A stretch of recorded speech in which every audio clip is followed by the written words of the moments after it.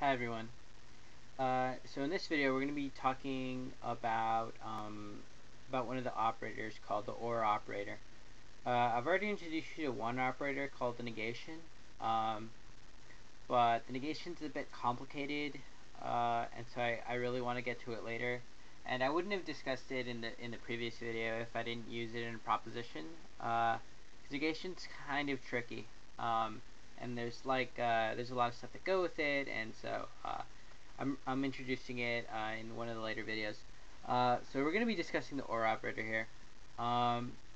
So let's use two propositions or simplified statements.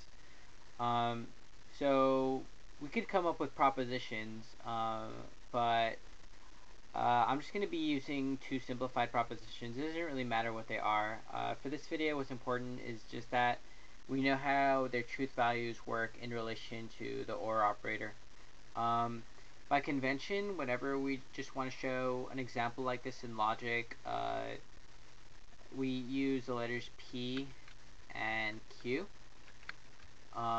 These are just, this is completely by convention. We could use anything else, but whenever you see me doing something like this, especially when we get to the rules of inference, I'm just going to be using P and Q for the most part, unless I want to do a special problem. But to introduce the rules, I'm going to be using P and Q. So, we have two propositions here. We remember 2 to the L, so we have two propositions here. That would be equals 2 to the second power, which would give us 4 possible truth values. Now remember, when we're assigning truth values, the first half is always true, and the second half is always false. So half of 4 is 2, so 1, 2.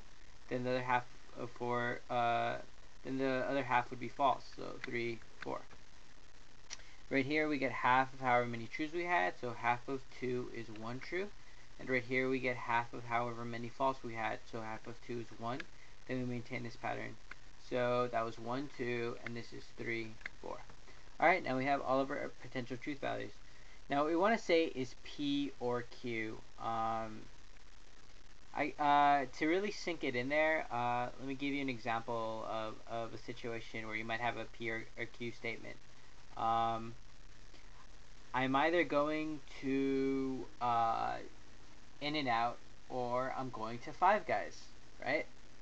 So that's kind of an OR statement. So how do we symbolize this OR statement? Well, we symbolize it using this V-looking thing. I'm just going to be using the letter V for this. The proper name for this is called the wedge, and it relates to symbol of disjunction.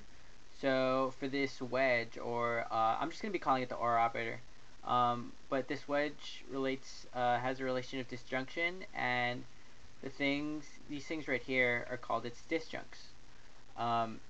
So the OR operator is true when at least one of its disjuncts are true. So right here, both of them are true, right? So it's true. Right here, Q is false, but P is true, and so it's true because we only need at least one of them to be true. Right here, P is false, but Q is true, so it's true again because we only need one of them to be true. And the last one, P is false and Q is false, so it's false because we need at least one of them to be true. So again, that's how the OR operator works. And the way the OR operator works is it shows the truth value of P and Q kind of combined in one thing, right? So this is the truth value for the whole thing. This is the main truth value. So right here, I went like, if I went to In-N-Out, or if I went to In-N-Out, In-N-Out's P is true, and I went to or I went to Five Guys, if that's true. If they're both true, let's say I went to In-N-Out to get a burger and I went to Five Guys to get a shake. If they were both true, then the OR operator would still be true. But if I went to In-N-Out, which is P, and I didn't go to Five Guys, which is Q, then it would still be true, because I'm going to In-N-Out or Five Guys. If I didn't go to In-N-Out, but I went to Five Guys, if that was true, then the OR would still be true because I'm going to In-N-Out or Five Guys. But if I went to In-N-Out as false, and I didn't go to Five Guys as false, then the whole thing would be false because I didn't go to In-N-Out or Five Guys. And I said I was going to go to In-N-Out or Five Guys. So let me give you another example.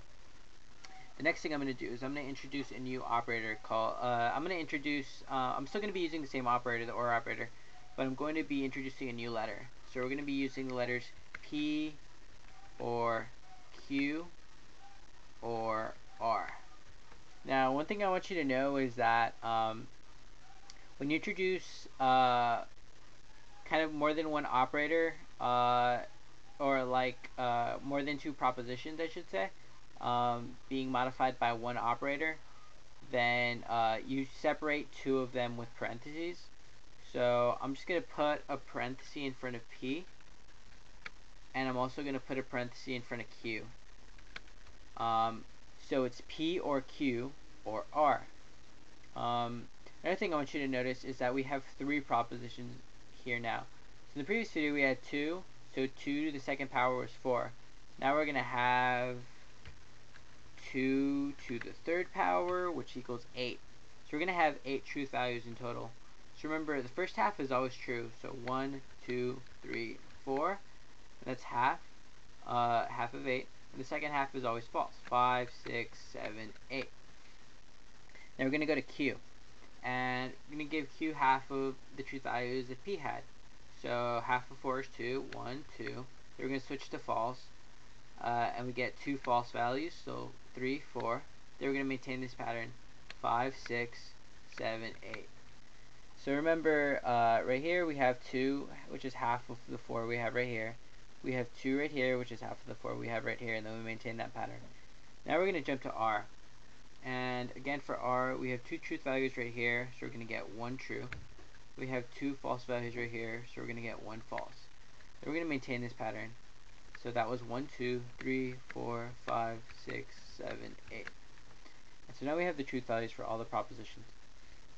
Now, as you can see, you might be wondering which OR operator we start with. We have 2 of them. We have one right here and one right here. So just like in math, we start within the parentheses first. So we're going to give this OR truth value within the parentheses truth value first. So remember, for the OR operator, only one of them needs to be true for the whole thing needs to be true. For the OR operator's truth value to be true. So right here we have 2 true, so we get 1 true. Right here we have 2 true, so we get 1 true. Right here we have 1 true and 1 false, but we only need 1, so we get 1 true. 1 true, 1 false, again true. 1 false, 1 true, so again true.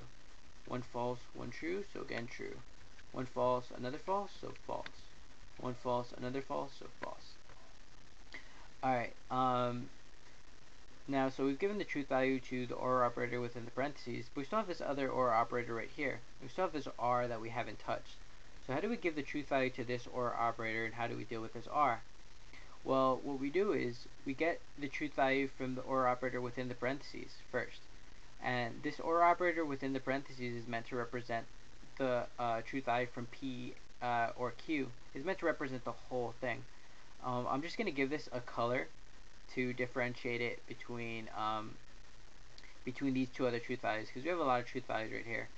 If you're using a pen and paper, just be careful. But I'm just going to give this a color. I'll give it gray. So this is a gray color, and I'm just doing this to separate it from these two. And I'm going to give this R the same truth value. I'm going to give this the same color too, because I'm going to be using these two truth values to give the truth value for this OR. So remember, for the OR, only one of them needs to be true. So we have 1 true right here, 1 true right here, so we give this a true. We have 1 true right here, 1 false right here, so this is true. 1 true right here, 1 true right here, so this is true. 1 true right here, 1 false right here, so this is true. 1 true right here, 1 true right here, so this is true. 1 true right here, 1 false right here, so this is true. 1 false right here, 1 true right here, so this is true. And 1 false right here, 1 false right here, so this is false. And in the same way, I'm going to give this this OR operator a different color, because it's meant to symbolize the truth value of this whole thing. So I'm just going to give it a bluish color. So in the same way as this OR operator was meant to symbolize the value for P or Q, is meant to symbolize the whole truth value, this OR operator is meant to symbolize the whole truth value between P or Q or R. So it's meant to symbolize this whole thing.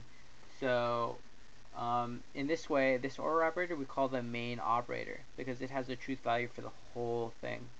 And so that's how the OR operator works. I hope you've learned how to use the OR operator, and I'll see you guys in the next video.